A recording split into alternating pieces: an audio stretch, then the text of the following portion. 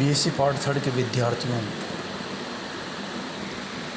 का मैं इस नवीन सत्र में स्वागत करता हूं। पिछला सेशन आपका बिना एग्ज़ाम के पूरा हो गया और आपको एग्ज़ाम भी नहीं देना पड़ा। इसके लिए आप सभी को बहुत बहुत बधाइयाँ। आप में से कोई भी व्यक्ति फेल नहीं हुआ है, किसी को बैक नहीं आया है, तो ये बड़ी खुशी की बात है। और आप यूँ कि यूँ सब के सब बिना एग्ज़ाम दिए थर्ड ईयर में आ गए हैं। और मुझे आशा है कि आप इस व्हाट्सएप ग्रुप से जुड़ भी गए होंगे। आपको लग रहा है कि अभी दिसंबर, जनवरी, फरवरी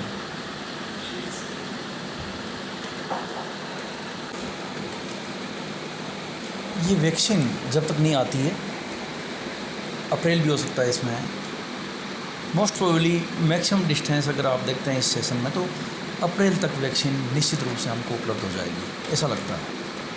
क्योंकि दुनिया में 3-4 जो कंट्री है वो वैक्सीन का निर्माण कर चुकी है और इस कारण से ये वैक्सीन आप हम तक पहुंचने में थोड़ी देर लगाते हुए कम से कम ऐसी अपेक्षा कर रहे हैं कि ये अप्रैल तक हमें लग जाएगी। तो इसका अभिप्राय ये हुआ है कि हमको ये पूरा सेशन कुछ ऐसे ही बिताना है। हाँ, ये ज़रूर है कि आपका इस सेशन का एग्ज़ाम जो होगा वो निश्चित रूप से होगा और क्लासरूम टीचिंग की संभावनाएं अभी बहुत ही कम है। जैसे आज ही सुनने में आया है कि हमारे शहर में शाहपुरा में अब तक कोई कोरोना पॉजिटिव नहीं था, लेकिन अभी आज ही कुछ लोगों के पॉजिटिव आने की कुछ ऐसी खबर है। अफवाह भी हो सकती है जब तक ये ऑथेंटिक न्यूज़ के रूप में नहीं आती, लेकिन ऐसा लगता है। तो आप ये समझ गए हैं कि पूरा हमको ये सेशन ऑनलाइन क्लासेस में ही होना होगा और इसमें आप लोग बिल्कुल आश्वस्त होकर, अटेंटिव रहकर कोशिश करेंगे। बुक्स आप ख़रीद लें और बुक्स को खोलकर हमारे साथ साथ कोशिश करें। ये व्हाट्सएप ग्रुप पर यूट्यूब चैनल्स हैं, आप तक पहुंच जाएगा और वहाँ पर आप जब चाहें इसको पढ़ सकते हैं। ऐसा आवश्यक नहीं कि जब हम क्लास ले रहे हैं उसी समय आप पढ़ें, या कोई मैं या कोई और भी। तो आप क्या है कि अपने हिसाब से इसको पढ़ सकते हैं। कोई भी समस्याएं हो तो आप इस व्हाट्सएप ग्रुप पर शेयर कर सकते हैं, पर इस पर कोई अनावश्यक चीज़ें शेयर बिल्कुल भी नहीं करेंगे। कोई ऐसी चीज़ें शेयर नहीं करेंगे जो लीगल नहीं हो। इलीगल टाइप की कोई एक्टिविटी आपकी इस व्हाट्सएप ग्रुप में नहीं होना चाहिए, क्योंकि ये एक गवर्नमेंट की तरफ से बनाया हुआ प्लेटफॉर्म है। तो देखिए, मैं आपका जो पेपर लूँगा वो है ऑर्गेनिक केमिस्ट्री का है मेरे पास आपका थर्ड ईयर में, और उसमें हम शुरुआत कर रहे हैं। हम पहले चैप्टर से, पहली यूनिट में nuclear magnetic resonance spectroscopy, NMR spectroscopy. देखिए, स्पेक्ट्रोस्कोपी क्या होती है ये आपने सेकेंड ईयर में पढ़ा है, जहाँ पर आपने IR स्पेक्ट्रोस्कोपी को, UV विजिबल स्पेक्ट्रोस्कोपी को इनका अध्ययन किया है और आप समझ गए थे वहाँ पे कि इनका उपयोग क्या है। आप बता सकते हैं क्या उपयोग है स्पेक्ट्रोस्कोपी का? यदि आमने सामने होते तो आप जवाब देते कि इन सब का उपयोग जो है हमारा वो ये है कि हम किसी ऑर्गेनिक कंपाउंड को, क्योंकि हम ऑर्गेनिक की बात कर रहे हैं इस समय, हम इनऑर्गेनिक में भी जा सकते हैं, लेकिन हम उन टेक्निक्स की बात यहाँ नहीं कर रहे हैं। हम ऐसी टेक्निक को यहाँ यूज़ कर रहे हैं जो ऑर्गेनिक केमिस्ट्री में है। NMR केवल और केवल ऑर्गेनिक केमिस्ट्री में काम आता है, इनऑर्गेनिक केमिस्ट्री में ये काम नहीं आता। तो स्पेक्ट्रोस्कोपी अध्ययन का उद्देश्य जो होता है हमारा, वो कोई भी इस प्रकार की स्पेक्ट्रोस्कोपी हो, आप उसका ऑब्जेक्टिव एक ही है कि हम उस ऑर्गेनिक कंपाउंड को आइडेंटिफाई करना चाहते हैं, उसके स्ट्रक्चर को इलूसिडेट करना चाहते हैं, उसकी संरचना जानना चाहते हैं, और उससे फिर हम कई सारी रासायनिक अभिक्रियाओं को पहचानना चाहते हैं जल्दी से, और हम अपना रिसर्च वर्क बहुत तेज़ी से कर पाते हैं। इसका बहुत अच्छा सा एग्जांपल आप इसी समय देखिएगा कि चेचक की वैक्सीन को बनने में पूरे 15 साल लग गए थे। आप सबके चेचक के टीके लगे हुए हैं, और आपसे छोटे जो लोग हैं उनको ये नहीं लगे हुए हैं। तो चेचक जो है उसको 15 साल इसलिए लग गए थे कि हमारे पास उस वायरस की बायोटेक्नोलॉजी को समझना या उसकी माइक्रोबायोलॉजी को समझना आसान नहीं था, क्योंकि हमारे पास टेक्निकल मेथड्स नहीं थे। आज हमारे पास टेक्निकल मेथड्स आ गए हैं। इन मेथड्स की वजह से हमने जल्दी से इस कोरोना वायरस के कोविड-19 जो बीमारी उत्पन्न कर रहा है, इस कोरोना वायरस के जेनेटिक सिस्टम को हमने पढ़ लिया, और इसका अच्छे से अध्ययन करके आज कम से कम कोई 50 प्रकार की वैक्सीन दुनिया में ट्रायल पे चल रही है। 50 प्रकार के लोग वैक्सीन में लगे हुए हैं, कंट्रीज लगी हुई है। 4 प्रकार की वैक्सीन इसके लिए बनाई जाती है जनरली। तो उन 4 प्रकार की वैक्सीन को बनाने के लिए 50 प्रकार के लोग लगे हुए हैं, और वो सब अपने अपने रिज़ल्ट को पॉजिटिव बता रहे हैं। वो इसलिए कि ये टेक्निक मेथड्स बहुत ही उपयोगी सिद्ध हो गए हैं। आप देखिएगा कि ऑर्गेनिक मॉलिक्यूल्स के डिटेक्शन में ये विधियाँ उपयोग में लाई जाती है, जिसमें यूवी विजिबल, इंफ्रारेड, एनएमआर, और एनएमआर को 2 श्रेणियों में हम बांटते हैं। PNMR proton nuclear magnetic resonance spectroscopy, और CNMR carbon nuclear magnetic resonance spectroscopy. तो इन सब तकनीकी विधियों, और इससे भी ऊपर हम अगर जाते हैं तो मास स्पेक्ट्रोस्कोपी होती है, और भी कई सारी विधियाँ इस क्षेत्र में, मोसबियर, मास, है ना, ESR, EPR, X-ray diffraction, neutron diffraction, और यूवी विजिबल, और आईआर तो आप देख चुके हैं, और एक रोटेशन स्पेक्ट्रोस्कोपी। इन सब का कंबाइंड हम अध्ययन करके आज असंभव नहीं है कि किसी भी मॉलिक्यूल को हम बिल्कुल ऐसे जैसे उसका फ़ोटो खींचा हुआ, हमने छाया चित्र बना लिया हो, ऐसा आभास होता है। इतना अध्ययन हमारे पास मौजूद है तकनीकी विधियों से। आप जानते हैं, मैंने कहा भी था कि ये लेबोरेटरी में जो आप जिस तरीके से टेस्ट करते हैं, टेस्ट ट्यूब में आपने केमिकल लिया और सिंक में आपने उसको डाल दिया, और जो कलर चेंज होते हैं केमिकल्स के, उनके आधार पर हम उनको आइडेंटिफाई करते हैं कि ये दिया गया कंपाउंड ये था या वो था, इस तरह की बातें करते हैं। तो ये मेथड हमारा ऑब्सोल्यूट होने की स्थिति में है। ये केवल आपको डेमोन्स्ट्रेशन करने के काम आता है। वर्तमान में इन सब चीज़ों की लेबोरेटरी में ज़रूरत ख़त्म होती जा रही है, और हम नई नई चीज़ें कर रहे हैं, तकनीकी विधियां कर रहे हैं, जिससे हम बिना केमिकल को नष्ट किए, इन्वायरमेंटल पोल्यूशन को बढ़ाए, हम आराम से अपना रिसर्च वर्क या कोई भी अपना काम कर सकते हैं। तो एनएमआर उनमें से एक बहुत ही महत्वपूर्ण टूल है।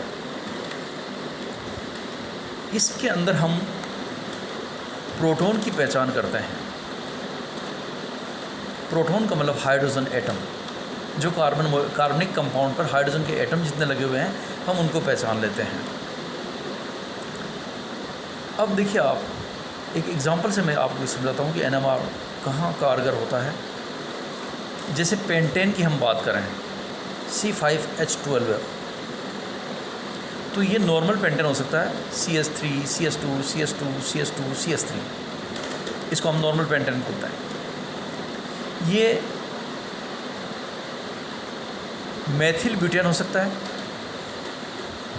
और ये नियोपेंटेन, जिसको डाईमेथिल प्रोपेन कहते हैं हम, ये हो सकता है। तो ये 3 संभावनाएं मॉलिक्यूल की है, जिसमें ये आइसो रूप में लगा हुआ मेथिल ग्रुप होगा एक में, और एक में नियो ग्रुप होगा। तो अब तीनों मॉलिक्यूल के अंदर फॉर्मूला बिल्कुल सेम है, C5H12 है, लेकिन इसके आइसोमर कितने हैं? 3 है, और तीनों ये चेन आइसोमर है। अब आप इनको कैसे पहचानेंगे? लेबोरेटरी में अगर आप इसमें मास डिटेक्शन से बात करेंगे तो बराबर आएगा। IR की बात करेंगे तो इसमें वो स्ट्रेचिंग और वो बेंडिंग वाइब्रेशंस होंगे, और एरोमेटिक और एलिफेटिक की बॉर्डर लाइन यानी 3000 से नीचे इसका एक पीक सिग्नल आएगा। उधर बेंडिंग वाइब्रेशंस जो फिंगरप्रिंट जोन है उसमें कई सारे वाइब्रेशन आएंगे, और उनमें एक एक को पहचानना बड़ा टेढ़ा काम है। उसमें आपको बहुत सारी बुक्स की आवश्यकता पड़ेंगी और कई सारे अपवाद और ओवरटोन्स, है ना, और उन सब चीज़ों को आपको IR में देखना पड़ेगा। तो बड़ा मुश्किल खेल हो गया कि ऐसे मॉलिक्यूल को वहाँ पहचानना आसान नहीं है। बड़ी आसानी से आप इन तीनों मॉलिक्यूल्स को, जिनका फॉर्मूला C5H12 है, और मॉलिक्यूल 3 प्रकार के हो गए, इन तीनों को नियोपेंटेन है या नॉर्मल पेंटेन है या आइसोपेंटेन है, इन तीनों पेंटेन को आप बड़ी आसानी से NMR स्पेक्ट्रोस्कोपी में पहचान कर सकते हैं। और यदि आपको ये कह दिया कि ये पेंटेन है, तो आप उसकी पिक्चर को देख के इंस्टेंट विदिन सेकंड्स आप देख के बता सकते हो कि ये कौन सी पेंटेन थी। आपको कैलकुलेशन भी कुछ नहीं करनी। आप उस जो हमारा स्पेक्ट्रम आता है उसको गहराई से समझने की आवश्यकता भी आपको उसमें नहीं है।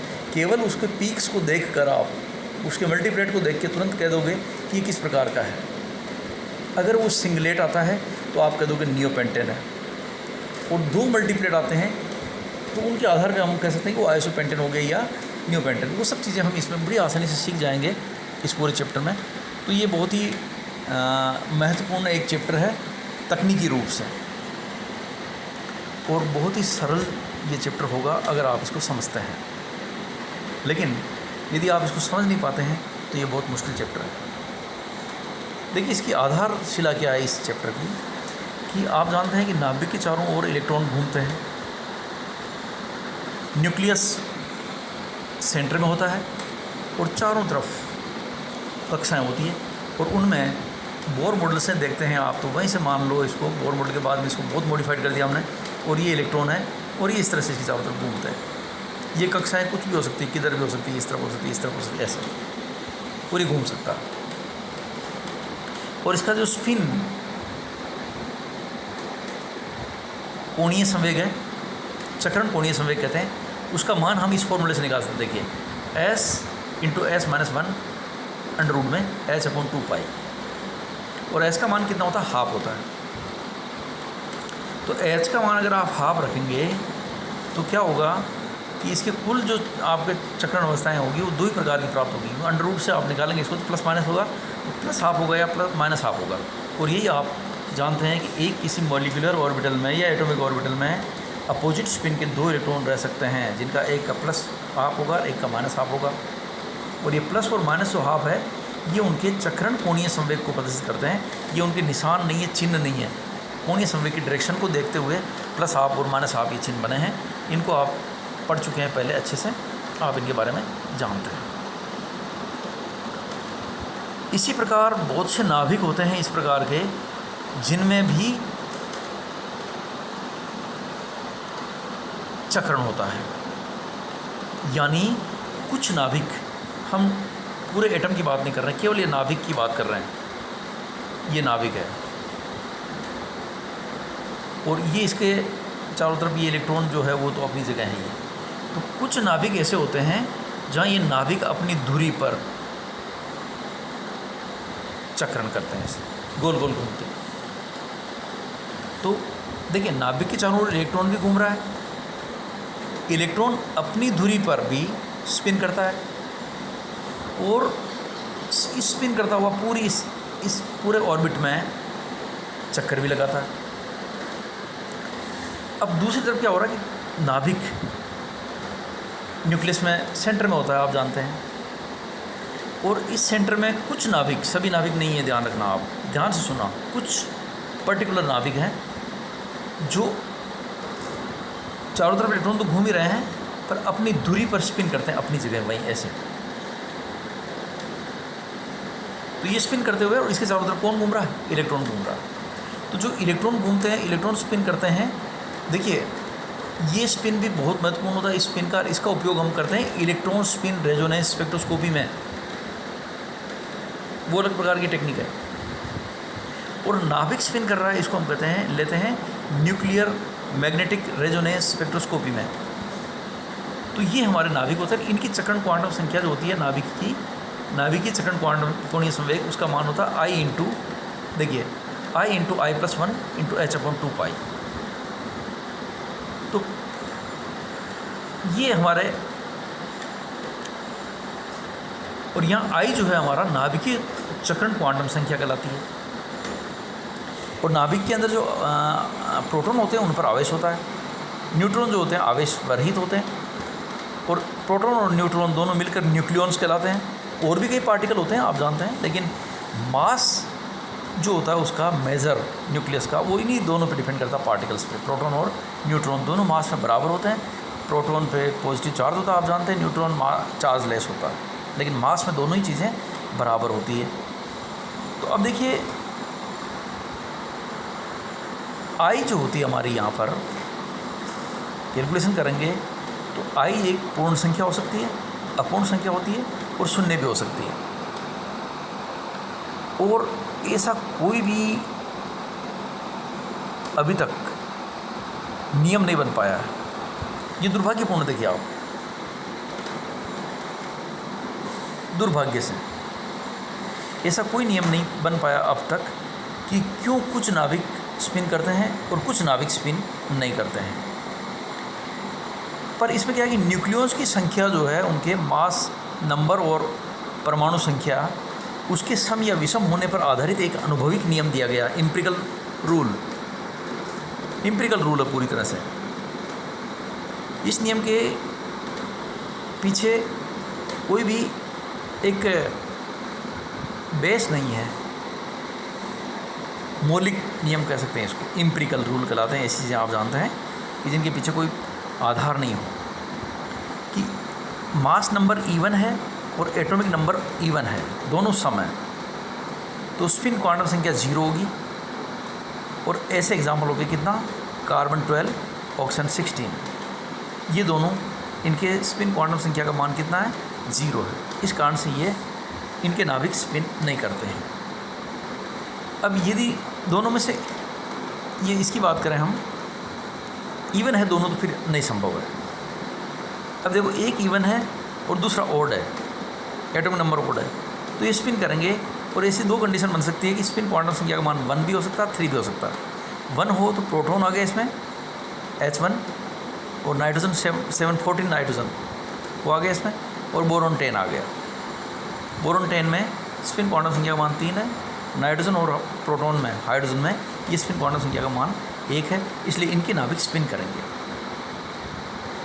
अगर अब आप देखते हैं इसमें कि मास नंबर हमारा ओड है और एटॉमिक नंबर इवन है, तो इसमें पॉसिबिलिटी होती है हाफ भी हो सकता है, 3/2 भी हो सकता है, 5/2 भी हो सकता है, 7/2 भी हो सकता है। एग्जाम्पल देखिए सबके लिए, ये प्रोटॉन ड्यूटेरियम के बाद में ये प्रोटियम और कार्बन 13, नाइट्रोजन 15, और ये सारे इतने सारे, तो यहाँ हाफ आया है और ये स्पिन करते हैं। 3/2 वाले भी स्पिन करते हैं, 5/2 वाले भी करते हैं, 7/2 वाले भी करते हैं।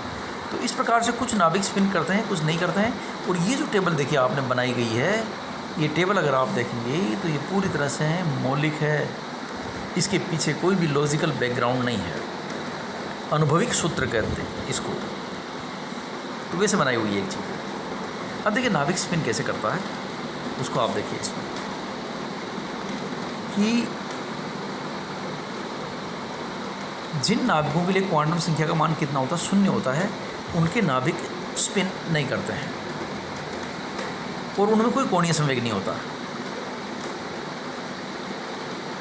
ऐसे नाभिक चुंबकीय आघूर्ण उत्पन्न भी नहीं करते हैं।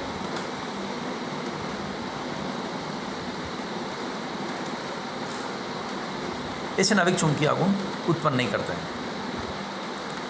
अब देखिए, जो नाभिक स्पिन करते हैं तो वो अपनी धुरी पर ऐसे देखें, एक्सिस पर इस प्रकार स्पिन करेंगे। ये यहाँ पर देखिए आप इस गोले में चित्र में बता रखा है, ये स्पिन कर रहे हैं। अब ये स्पिन करेंगे तो देखिए आवेश है, इसके अंदर पॉजिटिव चार्ज है और स्पिन कर रहा है। तो अगर आपने मैग्नेटिज्म को पढ़ा थोड़ा बहुत, 12th तक पढ़ा है आपने, थोड़ा बहुत क्या अच्छे से पढ़ा, आजकल तो काफ़ी पढ़ना पड़ता है फिज़िक्स को। तो वहाँ देखिएगा कि जब एक पॉजिटिव बॉडी अपनी धुरी पर स्पिन कर रही है तो उससे मैग्नेटिक लाइंस निकलेंगी, चुंबकीय आघूर्ण बल रेखाएँ निकलेगी उससे, और चुंबकीय आघूर्ण उत्पन्न करेगी। ये बल रेखाएँ चित्र में बता रखी है आपको, ये देखिए ऐसे इस दिशा में अगर चक्रण कर रहा तो बल रेखाएँ इस तरह से निकलेगी चुंबकीय आघूर्ण। तो चुंबकीय क्षेत्र उत्पन्न होगा इस नाभिक के चारों ओर, इस न्यूक्लियस के चारों तरफ, इसके स्पिन करने मात्र से इसके चारों तरफ एक मैग्नेटिक फील्ड बन गया है। फिजिक्स आ रही देखिए। और ये कार्यक्रम जो है शुरुआत करी थी 1946 में, इस चीज़ को सबसे पहले ऑब्ज़र्व किया था। और ऑब्ज़र्व करने वाला कौन था? E.M. परसेल और फेलिक्स ब्लॉच, इन दोनों लोगों ने, वैज्ञानिकों ने इस चीज़ को सबसे पहले वहाँ पर देखा था। कौन है? देखिए, ध्यान रखिएगा, घटना हुई 1946 में, देश की आज़ादी से पहले। और E.M. परसेल तथा फेलिक्स ब्लॉच, ये दो वैज्ञानिक थे, इन्होंने स्पेक्ट्रोस्कोपी को डेवलप किया था। और उनका ये पहला विचार, पहला थ्योरेटिकल कंसेप्ट था। इसी को बाद में उन्होंने प्रैक्टिकल अप्रोच देकर और इस तकनीकी को डेवलप किया। और बाद में कालांतर में और कई वैज्ञानिक आए होंगे। डेफिनेटली कोई भी चीज़ एक बार देखिए फाइनली नहीं होती है ना। जैसे हम एक समय पे KB में डाटा यूज़ करते थे, आजकल GB भी हमारा कम पड़ता है। KB के बजाय GB भी यहाँ पर क्या हमारा कम पड़ रहा है आजकल। और GB से देखना, आप कुछ समय बाद आप ही देखते देखते TB में हम पहुँच जाएंगे कि हमको डेली TB में डाटा चाहिए। तो ये वाली बात है, चीज़ें आगे से आगे बढ़ती है, लेकिन मूल कंसेप्ट आज भी वही है। ये छड़ चुंबक से कंपेयर किया, देखिए आप इसको, ये छड़ चुंबक है, इसमें बल रेखाएँ निकलती है S2N, और ऐसा का ऐसा ही देखिए इसमें भी होता है, ऐसा का ऐसा यहाँ भी होता है नाभिकीय चक्रण। तो देखिए यहाँ से हम इस चीज़ को आगे बढ़ाएंगे। और आप लोग अब थोड़ा सा बुक्स वगैरह ख़रीद लें, और मर्ज़ी पड़े जैसी बुक खरीदें, RBD खरीदें, चाहे आप CBH को ख़रीदें। और अगले साल मैं भी लिखूँगा, मेरी बुक भी आएगी, तो वो आपके काम नहीं आने वाली। तो आप इस तरह से कोई भी किताब लिखें, ख़रीदें, और मैटर सब में लगभग 19-20 मिलेगा आपको, काफ़ी कुछ। और आप ध्यान से सुनें, और इसको रिकॉर्डेड है, आप एक बार से नहीं समझ में आता, आपको दोबारा पढ़िए, तीसरी बार सुनिए आप इसको। और डाटा का यूज़ आप मैक्सिमम क्लासों के लिए, इन क्लासों के लिए करेंगे। अब आप व्हाट्सअप है, फेसबुक है आपके अंदर, उसमें मोबाइल फ़ोन में अगर आपके मूवीज़ वगैरह हैं, कोई भी इस तरह की वीडियो क्लिप्स है, उन सबको आप हटाने की कोशिश करें इस समय। या फिर आप अपना डाटा प्लान बदलने की करें, क्योंकि आपको कोई फ़ीस खर्च नहीं करनी पड़ रही है, आपको कोई फ्यूल खर्च नहीं करना पड़ रहा कॉलेज आने के लिए, आपको कोई बाहर से आता है उनको किराया नहीं देना पड़ता। तो कम से कम आप अपने मोबाइल में डाटा जो है वो बढ़ाएं। आप एंड्रॉयड फ़ोन जिनके पास नहीं है, मुझे कहते हुए बड़ा थोड़ा अच्छा नहीं लग रहा, लेकिन लेना पड़ेगा आपको, क्योंकि बिना एंड्रॉयड फ़ोन के आप इन क्लास को नहीं पढ़ पाओगे। और पूरा साल ऐसे ही चलने वाला है। और आज मैंने शुरुआत कर दी, कल परसों से आपके और भी क्लासेज इस तरह से चलेंगी सारी की सारी, और आपकी पूरी पढ़ाई ऐसे होने वाली है। तो आप आदत भी डाल लें, और आपको एक बार नहीं समझ में आता, 2 बार पढ़ेंगे, 3 बार पढ़ेंगे, आपके लिए बहुत फिजिबल रहेगा। 2-4 दिन आपको ऐसा लगेगा, तो अब आप जुड़ने की कोशिश करेंगे, ये मेरा आप सभी से आग्रह है। और जो विद्यार्थी इसमें जुड़े नहीं हैं अभी व्हाट्सएप ग्रुप में, तो आप उनको जोड़िए। और एक चीज़ आपको मैं आज मीटिंग में हुई, जो मैं आपको ख़ास तौर से बताना चाह रहा हूँ, कि कुछ विद्यार्थियों ने पिछले सेशन में गर्ल्स के पर्सनल फ़ोन नंबर लेके इधर से उधर बकवास की है। उन विद्यार्थियों को हम चाहते तो पिछली बार भी उनके खिलाफ़ कार्रवाई करवा सकते थे, लेकिन चूंकि वो पहला मौका था। आप ध्यान रखें, आप सभी स्टूडेंट हैं, और आपके अंदर जेंडर अवेयरनेस होनी चाहिए। आपको सभी का आपस में सम्मान एक दूसरे का आपको करना होगा। आप कोई चीज़ इस तरह की नहीं करेंगे जिनसे कोई हर्ट होता हो, इस व्हाट्सएप ग्रुप में भी और किसी के पर्सनल ग्रुप में भी। जब तक आपका सामने वाला आपका मित्र नहीं है, आप इस तरह की कोई अनर्गल प्रयास वहाँ नहीं करें, और कोई इस तरह की अन्यथा बात नहीं करें। इस बारे में जैसा प्राचार्य महोदय ने बताया है कि हम इस विषय को वो गंभीरता से लेंगे, और हो सकता है कि इस पर कोई कार्रवाई बन जाए। तो आप किसी के पर्सनल फ़ोन को, क्योंकि गर्ल्स भी देखिए इसमें जुड़ रही है, व्हाट्सएप ग्रुप है तो गर्ल्स भी जुड़ेंगी और जनरली आप उनसे जुड़े हुए नहीं हैं। अगर आप उसको फ़ोन को यूज़ करते हैं किसी भी तरीके से बात करने से या इस तरह से, और इससे उसको प्रॉब्लम होती है, तो अगर कंप्लेन यहाँ तक पहुँचती है या घर वालों तक पहुँचती है तो फिर आप ज़िम्मेदार होंगे। हालांकि हम साइंस के लोग हैं, हम इस तरह के चीज़ों में बहुत ही दूर रहते हैं इनसे, और हम बहुत ज़्यादा चरित्रवान होते हैं।